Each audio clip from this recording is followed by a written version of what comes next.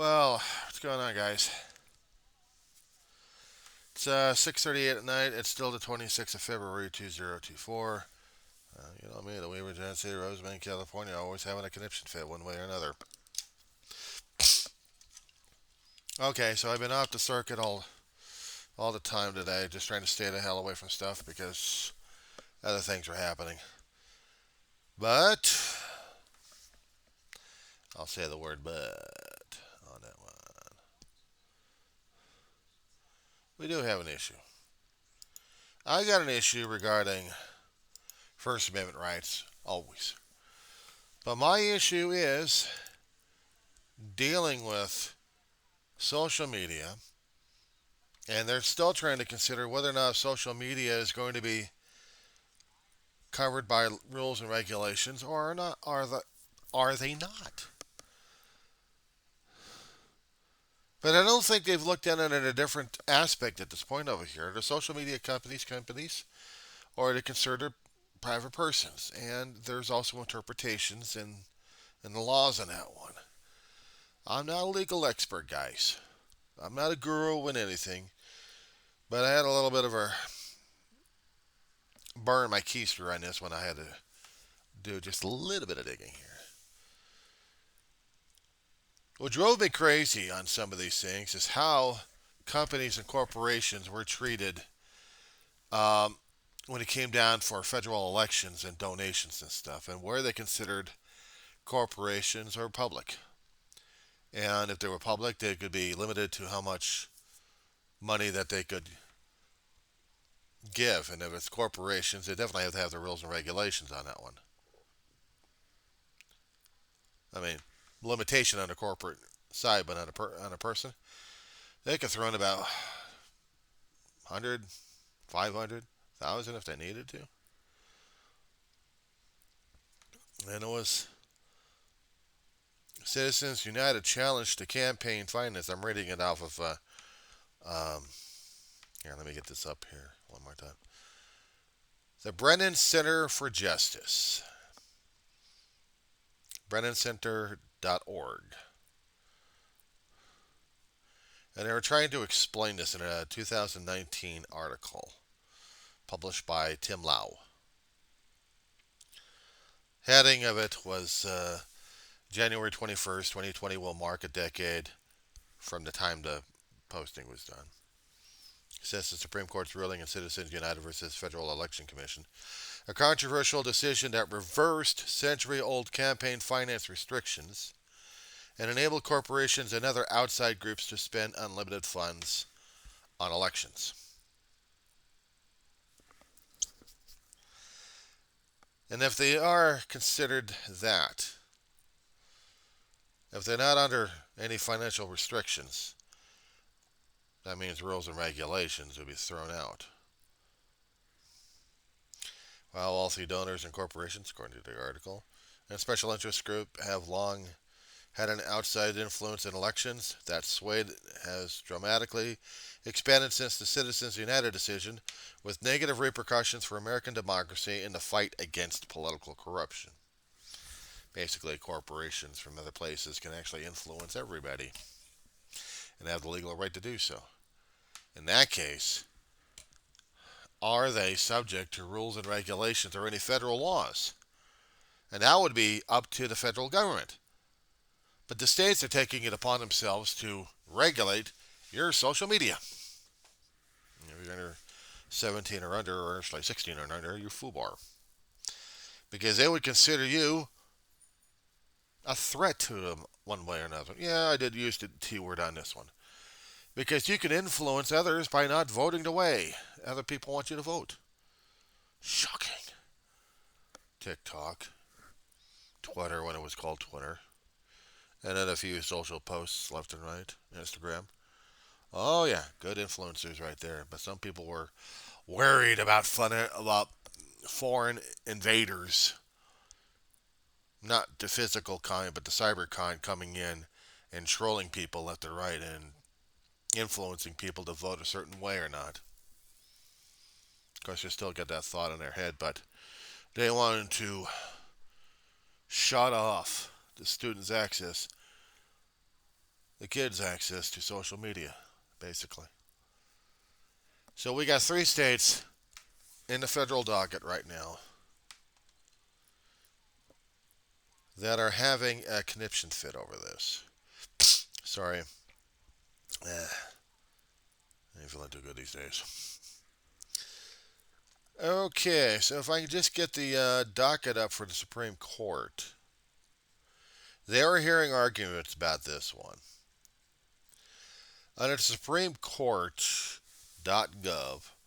go to docket and then dockets.aspx. Me, I just went to case documents. While I'm on the main site, I went to case documents. And I went to docket search. And while at docket search, I went scrolling down to see what was going on. Okay, so maybe that didn't work. Oral arguments, filings, rules, and opinions. Well, filings and there are rulings and opinions at this point. We have issues on that one, don't we? Okay, let me see. Oral arguments. Transcripts. Argument transcripts under oral arguments. Let's try that one. Okay. So under argument transcripts, whoa, jackpot. Okay, supremecourt.gov/oral arguments/argument transcript. So I went through today, February 26, 2024. There were 2 oral arguments going on under docket number 22-277, Moody versus Net Choice, LLC. And then docket number 22-555, Net Choice, LLC versus Paxton.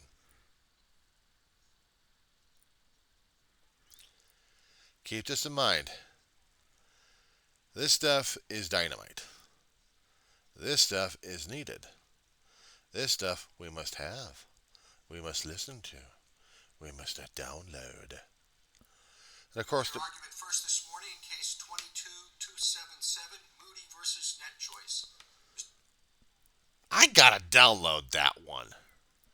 I mean, I can get a PDF on that and salvage that damn thing. Well, actually, I did salvage it. No, I want to download the MP3 file.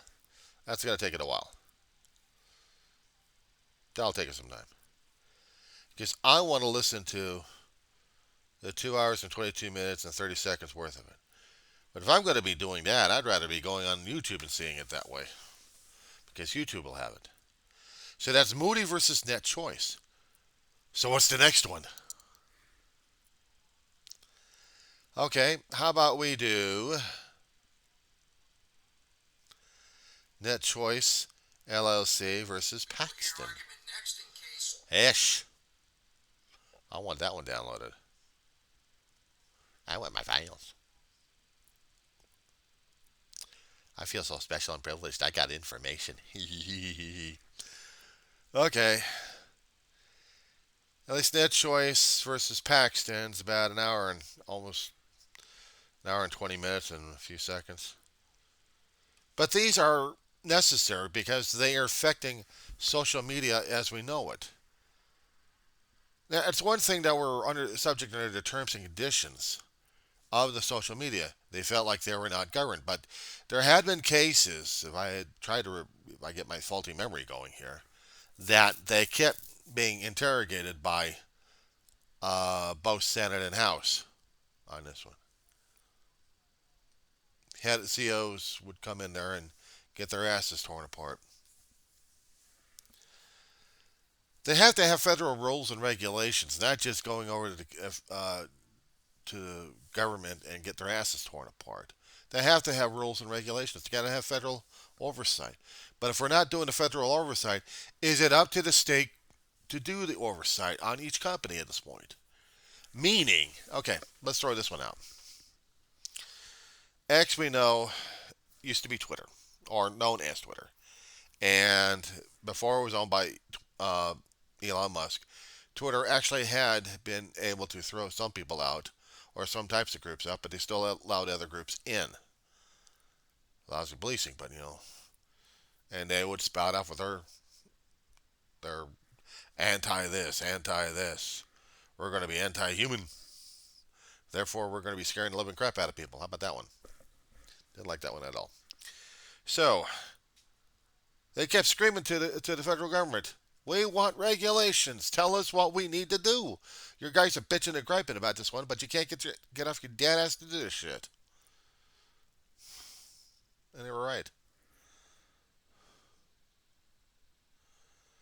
And I have to move to the federal dockets case concerning about Citizens United versus the Federal Election Commission. Why?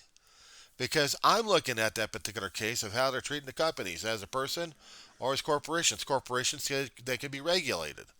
We can have rules, laws in the federal government to regulate corporations, including with campaign finance reform, or treat them as public and they're open citizen. I mean, they're open season. They are a citizen able to donate a hell of a lot of money to a lot of people.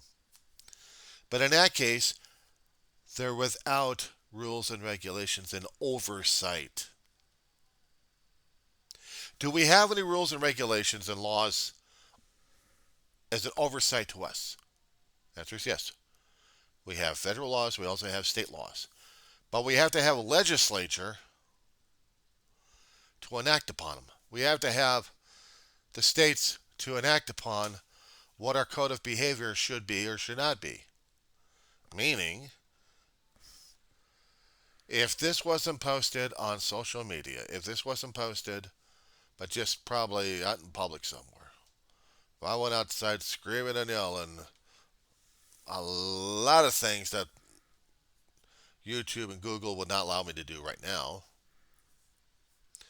even if I happen to use it as an example at this point over here, even if it may look benign, the threat would be real. Doesn't matter what the item looked like. If the threatening attention was made, guess what? I am.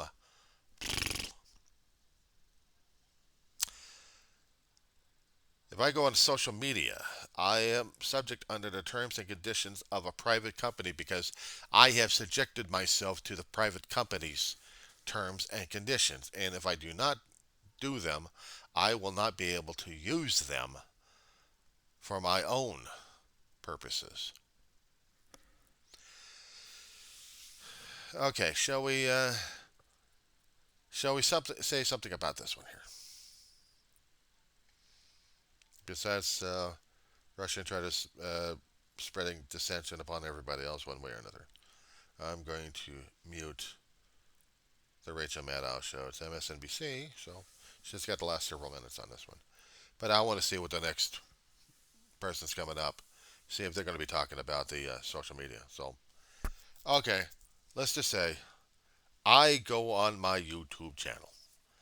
I, as an example, go live. Let's just say I do this. Okay? Let's just say I do this. For an example. Okay. I'm going to be stretching the terms and conditions to this point. Trying to make an example over here, but they're not going to allow me to do the visualization at this point. So, I'm going to, well, even if I have to pantomime this damn thing, it's still going to be subject because there's zeros and ones, and not to mention human beings are going to be looking at it saying, is he legitimate or not? Even if I'm trying to do an example at this point over here, making an example at this point.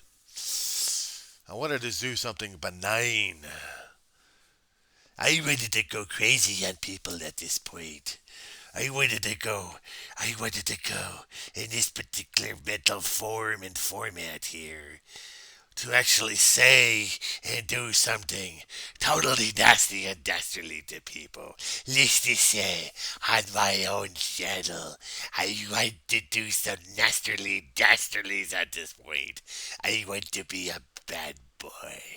And I want to do everything that a bad boy would and should do and not care about repercussions or consequences because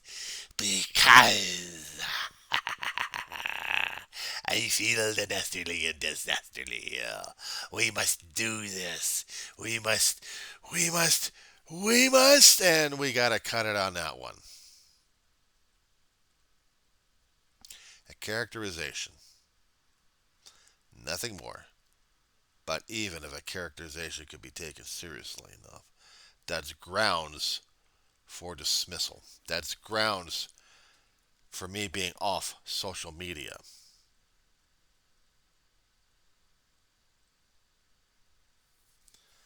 There were implied characterizations doing implied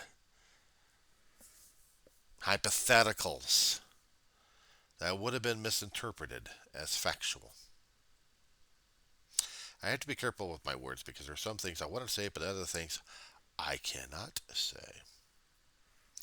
But if I'm trying to make an example of it here, I'm trying to get it into a character, into a format that you can actually understand. Social media still wanted to police itself, but it needs its own guidelines for that, its own community standards. They're still trying to gather polls of what people would consider and what not consider. They still have to do by their own corporate standards because they still are in a money situation. They are a money earning company. Ads are their revenue. And if advertisers are really upset about the subject content, no revenue comes into that company, into that social media platform. If my rantings and ravings do not earn me anything regarding money, I'm happy with that. If I was subject under that, if I was going to be earning money, hypothetically, if I'm earning money, I had to be subject to the terms and conditions even more strenuously because I have to make sure that I do not rock the boat or sink it or cause somebody else to be sunk. And this is what I have to keep understanding. This is what I have to keep understanding. And this is what I have to keep demonstrating on my videos just to talk about it. This is important. This has to be important because it's important to you and me. If I am such a nastardly, dastardly bad guy at this point over here, and I'm on social media, and there's going to be kids out there watching me, and they're going to be saying, I want to be just like him. Oh my God, then what the hell have I done? I've influenced. I've made something happen that should not have happened. I had turned someone into an example, and that could put me in legal hot water.